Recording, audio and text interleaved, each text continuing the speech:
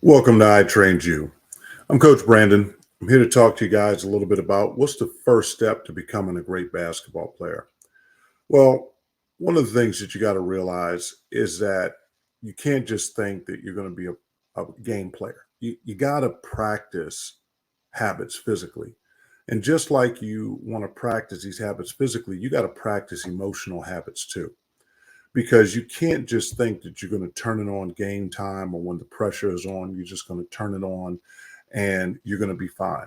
We don't work that way. We have to train our bodies and we have to train our minds. And so the first step to becoming a great basketball player is to understand that in order to have excellence at anything, you have to make it a habit. And habits are formed over time. Habits are formed by proving that you can be excellent time in and time out over and over and over again at a specific thing. Okay, great. So if I know that I'm trying to form a habit, and let's say they say maybe 90 days to perform uh, a task, and then it can become a habit. Well, I say that it's got to be a way of life. I say that there are three things that you have to do to excel or be successful in anything. And that's number one, become a subject matter expert. So you have to have this thirst and this desire to become great. And then the second thing, which is equally as important, is you got to be the best version of yourself. And that's an authentic thing that you have to do. You have to actually strive every single moment to be the best you can be. And then finally, you have to surround yourself with people who inspire you. And so, for any players that are really listening, because it's really, the I Trained You basketball teams that we're running and the players that are in I Trained You, understand that you want to surround yourself with other players that are doing well in every area of their life. And there's plenty of kids out there that are working towards this direction. So you have to identify who those kids are. And those are the kids that you want to practice with, you want to train with, you want to be on their teams. Those are the coaches that you want to align yourself with. And we're going to be talking about unqualified coaches later on down the road, because a lot of times you'll just want to be on the team. You don't care what it is. But if you're not making sure that the time that you're spending is productive, then why are you even bothering? So let's dive in a little further. So, in order for us to think about creating a habit, I'm telling you, you have to be excellent at every single thing that you're working at. Now, it doesn't mean that it's going to be perfect, but if your intention is for it to be perfect, then you're halfway there. So, what I want my students to understand is that be excellent in the classroom, be excellent at home, be excellent with your friends. And when you're doing that over and over and over again, you have to put effort when it comes into practicing. So if you train your body and your mind at the same time, then you're working principles because your mind is controlling your body. And your mind is going to get tired too, just like your body is. But when your body gets tired and your mind is still going, then what your mind can say is that I have to fight my physical exhaustion to be able to achieve these perfect results. And so if the defense is out there stopping me, or if the defense is faster than me, or if the defense works harder than me, but I'm doing the best I possibly can do, then you've addressed number two, which is be the best version of yourself. And so you can sleep at night because you knew that day you worked as hard as you could. You put that effort in, you put that excellence in, because you worked at building a habit. And so this is something that is in the conscious mind. So you have the conscious mind, you have the subconscious. So what I want you guys to understand that in order to deposit your habit into the subconscious mind, because this is what you're going to be doing all the time, this is where your OCD, where you're finding your excellence, you got to say to yourself in the conscious mind, okay, every single day, I'm going to do these things here because I know that my body is going to benefit from it. I know that my mind is going to benefit from it over time. And so you write it down. You say, okay, I want to accomplish these 10 things and I'm going to do this for 90 days. And then you create a checklist. And every day you check that off. You're going to have your fitness goals. You're going to have your emotional goals, because some of you guys are out there and you're emotional when you're not making your shot.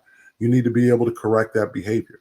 You also need to be able to display excitement. You need to be able to display that you want to win. You need to be able to display that you have a purpose.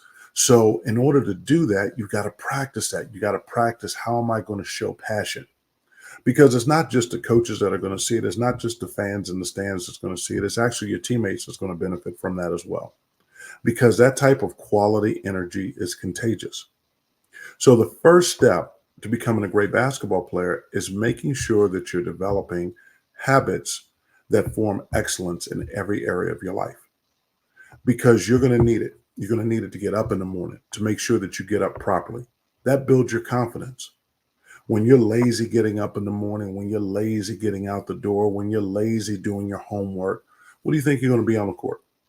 Your brain is being lazy that whole time. And so then you're going to display those types of characteristics on the floor. And then you may not understand it now, but later you'll be like, man, I wish I would have.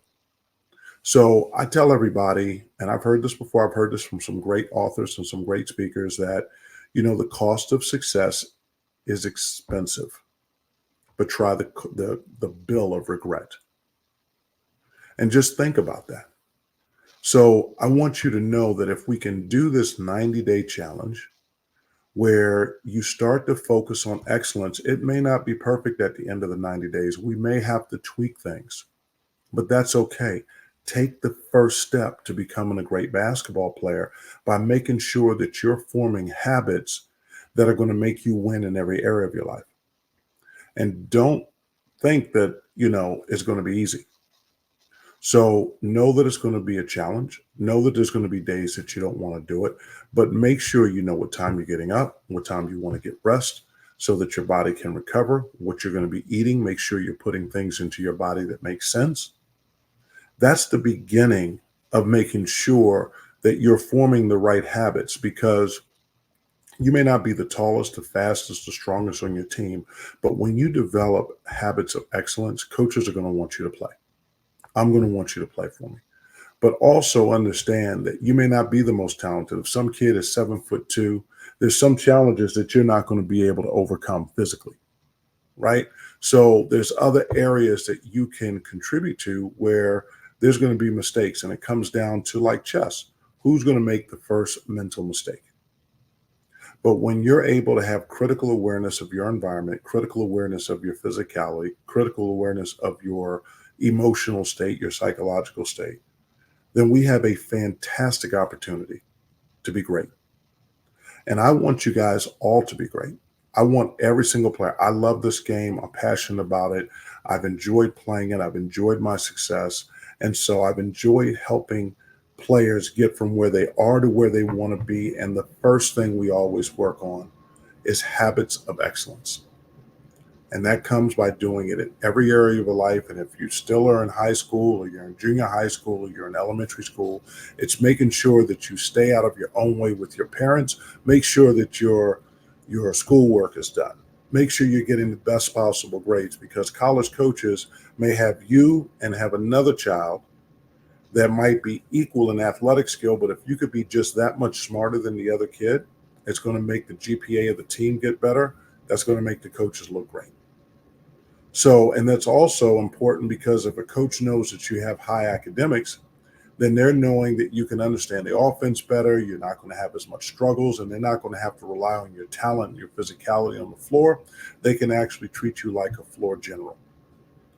And the goal is for you guys to all be dynamic. And so by practicing these skill sets that we're talking about, and habits are a skill, because we're not necessarily born with a particular habit.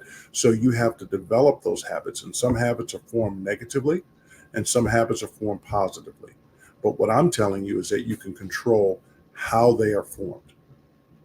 And by doing that, you set yourself apart from everybody else that's out there, because the game is a chess match. And you'll see that in the NBA, when there's ball movement, when there's understanding of what's going on, where you can read the patterns that are out there. That's what this is all about. And so that's the first step. We're going to get to the 10 steps, but the first step, forming those habits and knowing that those habits are formed by you. And in order to add new habits, you have to give yourself the confidence that you can break bad habits and form new quality ones. So just give yourself, over the next 30 days, just give yourself 4 or 5 new things that you would like to do to form a habit, and that might be academically, that might be the way you approach cleaning your room, that might be the way you approach your book bag. It could be so many different things, but just look for that, and then we'll add more and more, because this is a journey. This is not something that's going to be instantaneous. But I trust me, but if you follow what I'm telling you, over time you will find that you will start to grow and be better than other players out on the floor, and coaches will be relying on you to make the dynamic difference, as opposed to you watching other people play. Thank you for your time, Coach Brandon. I'll talk to you soon.